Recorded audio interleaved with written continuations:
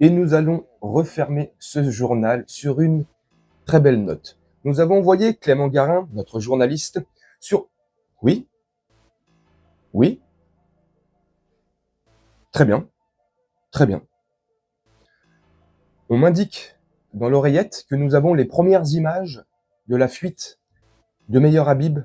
Il quitte enfin la France. Oh putain! Oh putain!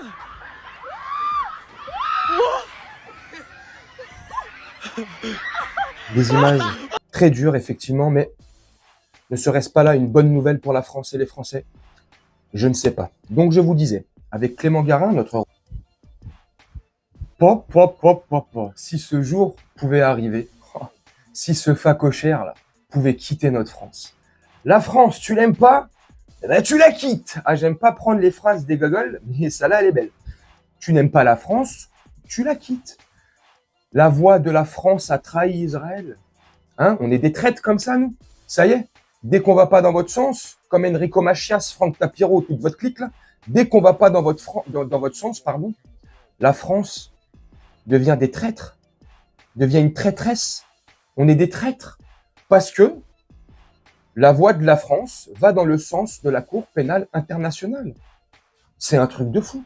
Mais non, pour le député français Meyer Habib, la voix de la France est une trahison. Mais attention, monsieur, si tu n'es pas content, comme j'ai dit au début, la France, tu l'aimes pas, tu la quittes. Si tu aimes tellement Israël et que tu attaches une telle grande importance à Israël, vas-y, va faire débuter en Israël. Je trouve ça scandaleux qu'un député français puisse tenir des propos comme ça. N'importe quel autre député aurait tenu les mêmes propos, il aurait eu des problèmes ou il aurait été viré, licencié, limogé, massacré, ce que tu veux. C'est incroyable quand même, non? C'est incroyable. Trahison à son licence. Alors, on va regarder, on va voir apparaître la lettre du Quai d'Orsay, le communiqué de presse du Quai d'Orsay. La France, c'est en bas de la lettre.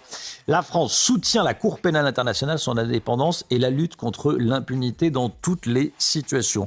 En gros, la France se prononce pas. Voilà. Comment est-ce que vous qualifiez la position de la France? C'est une trahison, c'est une déception. C'est fou quand même. C'est fou. Tant que tu vas dans leur sens, je parle de Meyer Habib et de la manière dont ils pensent, la politique menée par Benyamin Netanyahou et toute cette clique de monstres.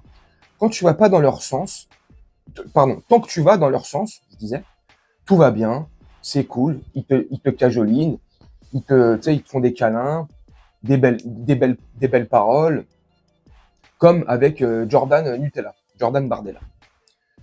Tu vois, comment ils peuvent leur lécher les pompes. Mais dès que tu émets la moindre critique, dès que tu vas plus dans leur sens, dès que tu les brosses plus dans le sens du poil, dès que tu leur lèches pas le cul, en gros, t'es antiseptique, t'es anti-sionard, tu te mets du camp, tu te mets dans le camp des barbares et de ceux qui n'aiment pas l'humanité, car pour eux, le bon chemin, c'est eux. Le bonheur, c'est eux. Tu vois, tout est bon chez eux et le reste, c'est de la merde. Non, mais à un moment donné, enfin, je sais pas. Mais au-delà de tout ça, monsieur Facochère, si tu n'aimes pas la France, si tu n'es pas content de l'institution française, si tu es content de la France que quand elle te met de la soupe dans l'assiette, c'est pas ça être français, c'est pas ça aimer la France. Tu as montré à de nombreuses reprises, espèce de sale facochère de merde, que la France, tu l'as méprisée, que la France, tu l'insultais, que la France, tu ne la respectais pas. J'en veux pour preuve quand, un jour, à l'Assemblée nationale, tu es rentré avec une kippa.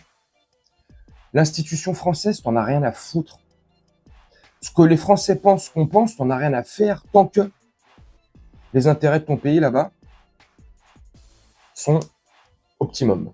À partir du moment où il se passe ce qui se passe en ce moment, ça va plus. On est traité de tous les noms, on nous insulte de tous les noms, on nous met dans des cases, et le vilain petit canard, c'est nous, et la victime, c'est vous, et parce que ceci, parce que vous avez connu les pires atrocités de l'humanité, vous n'êtes pas les seuls. Chaque ethnie, chaque culture, chaque croyance a connu des atrocités depuis que l'humain est humain, depuis que la Terre existe, depuis que l'être humain est sur la Terre.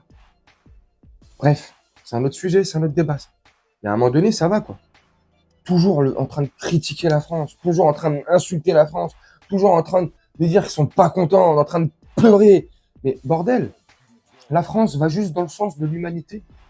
La France va juste dans le bon sens à un moment donné.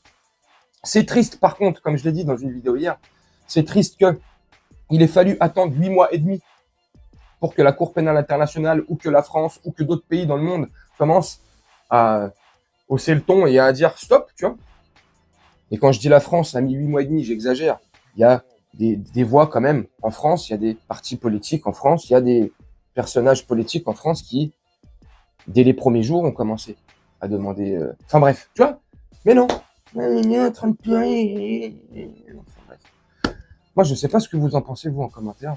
Enfin, je me doute de ce que vous allez m'écrire en commentaire, surtout concernant ce personnage immonde. Meilleur Habib, c'est plus du sang qu'il a sur les mains. C'est une entreprise, tu vois. C'est machiavélique, c'est fou. Et le pire, c'est qu'ils ne se rendent pas compte. Ils se rendent pas compte, ce gogol.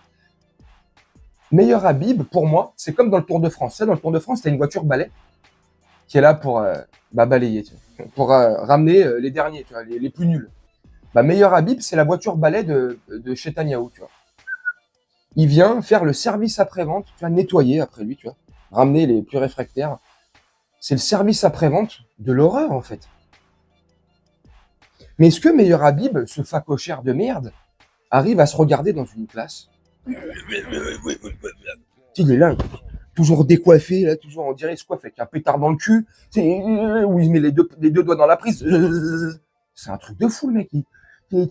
Putain, il transpire la haine, ce mec. Tu vois, ce mec transpire la haine. Hier, à l'Assemblée nationale, je sais pas, c'est une personne du bord politique de LFI, je sais plus son nom, j'ai oublié. Bref, il a pris pour cible, tu vois, il lui a dit ses 4 vérités à l'Assemblée.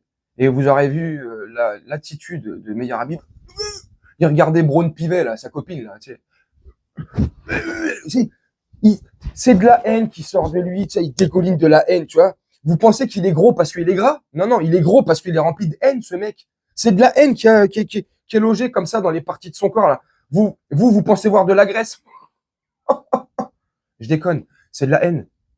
C'est de la haine. Ce mec transpire la haine. Bref. Dites-moi en commentaire ce que vous en pensez. Moi, je vais vous laisser là-dessus, faire un petit montage tranquillement, et puis on se retrouve bientôt pour une prochaine vidéo. Je vous souhaite une très bonne journée, une très bonne soirée, ou une très bonne nuit. Ciao!